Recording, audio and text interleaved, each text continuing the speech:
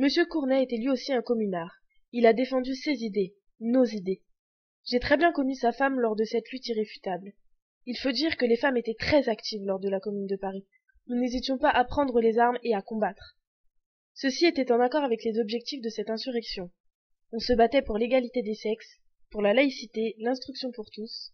Et bien que les hommes fussent encore réticents à cette idée, beaucoup ont été obligés de constater que nous n'avions pas moins de courage qu'eux. Toute cité avait le droit de donner le titre de citoyen aux étrangers qui la servaient. Le drapeau rouge de la Commune était celui d'une république universelle, d'un grand espoir pour chacun d'entre nous. Nous désirions tout à la fois, l'art, la littérature, la découverte. On voulait échapper à l'ancien monde, et l'émancipation féminine en faisait partie. La Commune de Paris a également fait naître les clubs de discussion.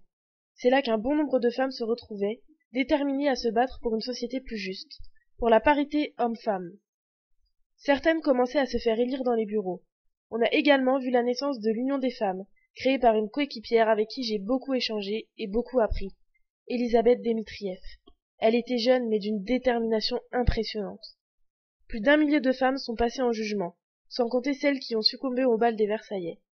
Leur volonté d'émancipation est une révolution dans une époque où les thèses sexistes remportent un franc succès.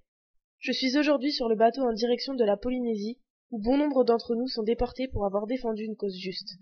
Mais je me dois et je suis fière d'évoquer le courage que nous avons eu, nous, femmes, à qui la parole n'était à l'époque absolument pas donnée.